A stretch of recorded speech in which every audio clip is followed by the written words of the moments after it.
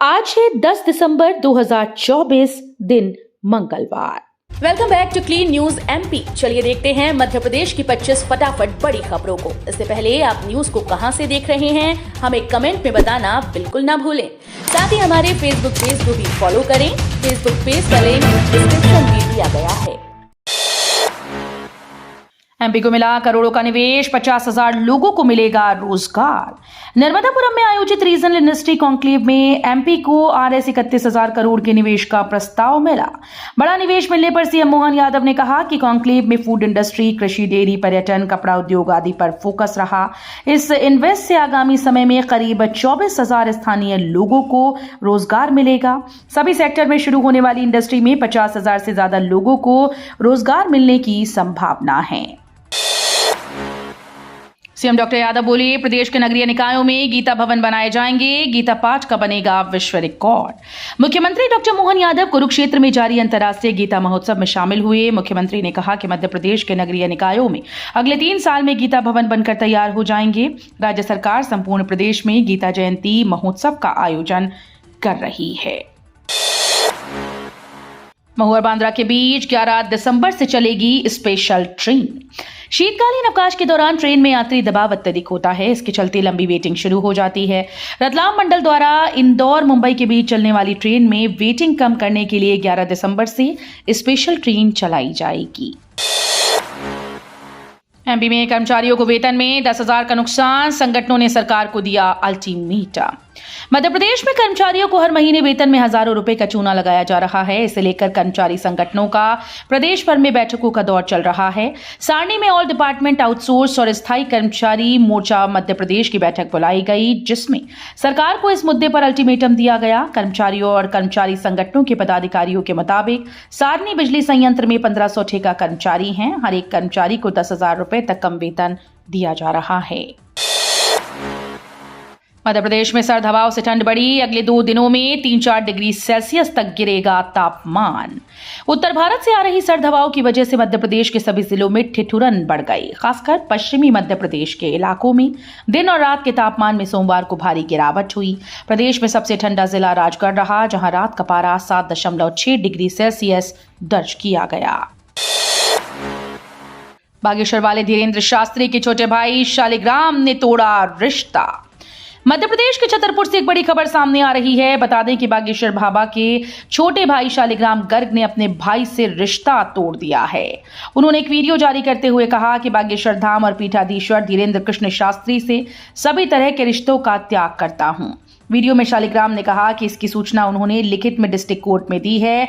बता दें कि शालिग्राम हमेशा विवादों की वजह से चर्चा में रहते हैं। एमपी की नीट पीजी मेरिट लिस्ट निरस्त, सामान्यकृत अंकों के आधार पर प्रोत्साहन अंक देने के आदेश।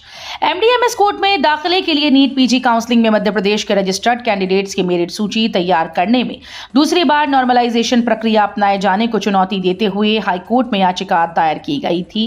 हाईकोर्ट जस्टिस संजीव सचदेवा और जस्टिस विनय सर्राफ की युगल पीठ ने नीट पीजी काउंसलिंग में प्रदेश के रजिस्टर्ड कैंडिडेट्स की मेरिट सूची को निरस्त करने के आदेश जारी किए।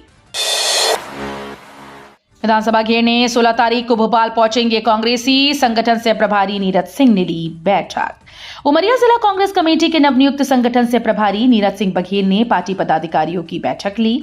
बैठक का शुभारंभ सह प्रभारी और अतिथियों के स्वागत के साथ हुआ।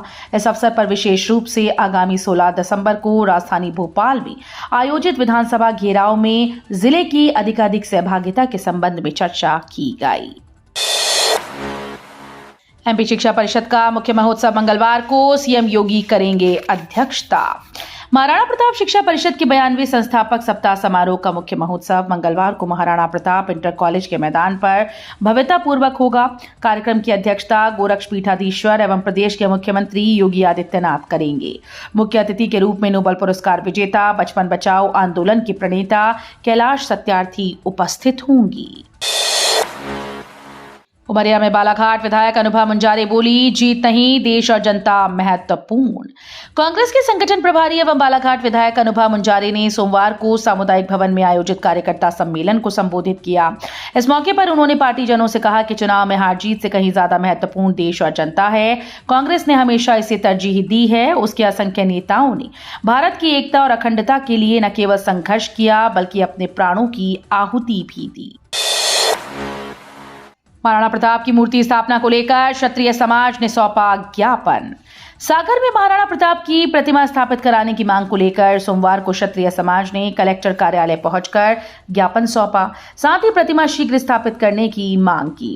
अपनी इस मांग को लेकर सोमवार दोपहर में क्षत्रिय समाज के लोग स्थानीय खेल परिसर में इकट्ठा हुए, जहां से एक रैली के रूप में कलेक्टर कार्यालय पहुंचे। प्राचीन काल के तरीकों से होगी डिलीवरी। हमीदिया में देश के 35 ट्रेनर सीख रहे तरीके। देश भर में सिजेरियन डिलीवरी के केस बढ़ते जा रहे हैं। नॉर्मल डिलीवरी की प्रथा खत्म होती जा रही है। महिलाओं को जरा सा दर्द सह पाना मुश्किल होता है, लेकिन विशेषज्ञों का कहना है कि सामान्य प्रसव के प्राचीन तरीकों को हम भूल गए। यही कारण है कि सिजेरियन डिलीवरी को बढ़ावा मिल रहा है। डिलीवरी के अलग अलग पोजीशन को सीखने और देश भर के चिकित्सकों को सीखने के लिए राजधानी भोपाल में राष्ट्रीय स्तर की कार्यशाला का आयोजन गांधी मेडिकल कॉलेज में किया गया। उज्जैन, खंडवा, छिंदवाड़ा सहित एमपी के 7 जिलों में शुरू होगी हवाई सेवा। मध्य प्रदेश के उज्जैन, छिंदवाड़ा सहित 7 जिलों में भी अब फ्लाइट शुरू की जाएगी। रीजनल कनेक्टिविटी स्कीम उड़ान के तहत इन शहरों में हवाई सेवा उपलब्ध कराई जाएगी। इसके लिए राज्य सरकार ने प्रस्ताव बनाकर केंद्रीय नागरिक उड्डयन मंत्रालय को भेजा। इस मंत्रालय के तहत airport authority of India Madhya Pradesh के उज्जैन, छिंदवाड़ा, नीमच, शहडोल, शिवपुरी, खंडवा के लिए फ्लाइट शुरू करने की स्वीकृति देगा। एमपी के 12 शहरों में 323 केंद्रों पर राज्य पात्रता परीक्षा। मध्य प्रदेश लोक सेवा आयोग ने रविवार को होने वाली राज्य पात्रता परीक्षा को लेकर तैयारी पूर्ण कर ली। आयोग ने प्रदेश भर के 12 शहरों में केंद्र बनाए गए। 323 केंद्रों पर परीक्षा होगी। उम्मीदवारों को प्रवेश पत्र भी जारी कर दिए हैं, जो आयोग के पोर्टल से डाउनलोड किए जा सकते हैं। आयोग ने सोमवार को परीक्षा के लिए ऑब्जर्वर नियुक्त कर दिए हैं। बीना विधायक निर्मला सप्रे केस में हुई पहली सुनवाई। नेता प्रतिपक्ष उमंग सिंघार द्वारा मध्य प्रदेश की बीना विधानसभा सीट को लेकर लगाई गई याचिका में सोमवार को सुनवाई हुई। हाईकोर्ट ने बीना विधायक निर्मला सप्रे और विधानसभा अध्यक्ष नरेंद्र सिंह तोमर को नोटिस जारी किया। बीना विधायक कांग्रेस छोड़कर भाजपा में शामिल हो चुकी हैं। इस मामले में सिंघार ने उनकी विधायकी निरस्त करने के मामले में हाईकोर्ट में याचिका दायर की। इंदौर मनमाड़ रेल लाइन के लिए एमपी में जमीन अधिग्रहण की प्रक्रिया शुरू। महाराष्ट्र चुनाव के पहले रेल मंत्रालय द्वारा इंदौर मनमाड़ रेल लाइन के लिए 18,000 करोड़ रुपए मंजूर करने के बाद अब प्रदेश के 3 जिलों में मध्य प्रदेश में जमीन अधिग्रहण की प्रक्रिया शुरू कर दी। प्रदेश के खरगोन, धार, बड़वानी जिलों में चिन्हित जमीनें अधिग्रहित करने के लिए रेलवे ने राजपत्र में अधिसूचना जारी कर दी। यूपीएससी सिविल सेवा मुख्य परीक्षा परिणाम घोषित। संघ लोक सेवा आयोग ने सिविल सेवा मुख्य परीक्षा का रिजल्ट सोमवार को जारी कर दिया। इंटरव्यू के लिए चयनित उम्मीदवारों की सूची पीडीएफ फॉर्म में ऑफिशियल वेबसाइट पर उपलब्ध हो चुकी है। पन्ना टाइगर रिजर्व में 3 बाघों ने किया महिला पर हमला। गांव के लोगों में दहशत। पन्ना टाइगर रिजर्व में हिनौता के पास सोमवार की सुबह 3 बाघ शावकों ने एक वृद्ध महिला का शिकार किया। बताया जाता है कि यह महिला गांव की ही 4 अन्य महिलाओं के साथ हिनौता बफर जोन से लगे कोर एरिया में पशुओं के लिए चारा काटने गई थी। इस दौरान वो बाघ शावकों के हमले का शिकार हो गई। इधर वन अमले में मौके पर पहुंचकर आवश्यक कार्रवाई प्रारंभ कर दी। फटाफट चार्ज होंगी इलेक्ट्रिक कारें। हुंडई देश भर में लगाएगी 600 फास्ट चार्जिंग स्टेशन। दिग्गज कार निर्माता कंपनी हुंडई इंडिया ने साल 2032 तक देश भर में इलेक्ट्रिक वाहनों के लिए लगभग 600 डीसी फास्ट चार्जिंग स्टेशन लगाने का ऐलान किया। कंपनी अगले 7 सालों में चरणबद्ध तरीके से इसे आम लोगों के लिए लगाएगी, जिसमें प्रमुख राजमार्गों और शहरों को कवर किया जाएगा। एक से अधिक बैंक में खाता रखने पर लगेगा जुर्माना। सोशल मीडिया पर एक तस्वीर वायरल हो रही है, जिसमें दावा किया जा रहा है कि भारतीय रिजर्व बैंक के नए दिशा निर्देशों के अनुसार एक से अधिक बैंकों में खाता रखने पर ग्राहकों पर जुर्माना लगाया जाएगा। वहीं सरकार के पीआईबी फैक्ट चेक इन तस्वीर को फर्जी बताया। पीआईबी ने कहा कि आरबीआई ने ऐसी कोई गाइडलाइन जारी नहीं की। ऐसी फर्जी खबरों से सावधान रहें। हिंदुओं पर हमलों के बीच विदेश पहुंचे बांग्लादेश, सुनाई खरी खरी। बांग्लादेश में हिंदुओं पर बढ़ते हमलों के बीच पहली बार विदेश सचिव विक्रम मिस्री बातचीत के लिए ढाका पहुंचे। यहां उन्होंने बांग्लादेश को दो टूक लहजे में कहा कि सबसे पहले हिंदू और अन्य अल्पसंख्यकों के साथ उनके धार्मिक स्थलों की सुरक्षा तय करनी होगी। उन्होंने कहा कि भारत सकारात्मक, रचनात्मक और साझा हित चाहता है, इसलिए बांग्लादेश को भी उसी तरह का व्यवहार करना चाहिए। 2 दिन में आधे हुए सब्जियों के दाम थोक बाजार में 5 से 10 रुपए किलो। सेहत और खान पान पर ध्यान देने के मौसम में हरी सब्जियां अब लोगों को खुश करेंगी। 2 दिन से थोक मंडी में सब्जियों के दाम बीते सप्ताह के मुकाबले आधे हो गए। थोक मंडी में ज्यादातर सब्जियां 5 से 15 रुपए किलो के दाम में बिकने लगी। बीते दिनों सब्जियों की महंगाई से परेशान लोग अब राहत ले सकते हैं। आवक बढ़ने से दाम लगातार टूट रहे हैं। बीआरटीएस पर कटे सैकड़ों पेड़, नए ब्रिज छीन रहे शहर की हरियाली। इंदौर में पेड़ों की कटाई थमने का नाम नहीं ले रही। विकास के नाम पर इंदौर में पिछले कुछ सालों में लाखों पेड़ों की बलि ले गई। इन दिनों बीआरटीएस पर सैकड़ों की संख्या में पेड़ों की कटाई चल रही है। यहां से आने जाने वाले लोग भी पेड़ों की कटाई को देखकर रुक जाते हैं। बीआरटीएस टूटने वाला है और इसमें नए ब्रिज बनने वाले हैं। पेड़ों की कटाई देवास नाका से विजयनगर क्षेत्र में कई जगह पर चल रही है। एमपी में कर्मचारियों को वेतन में 10,000 का नुकसान, संगठनों ने सरकार को दिया अल्टीमेटम।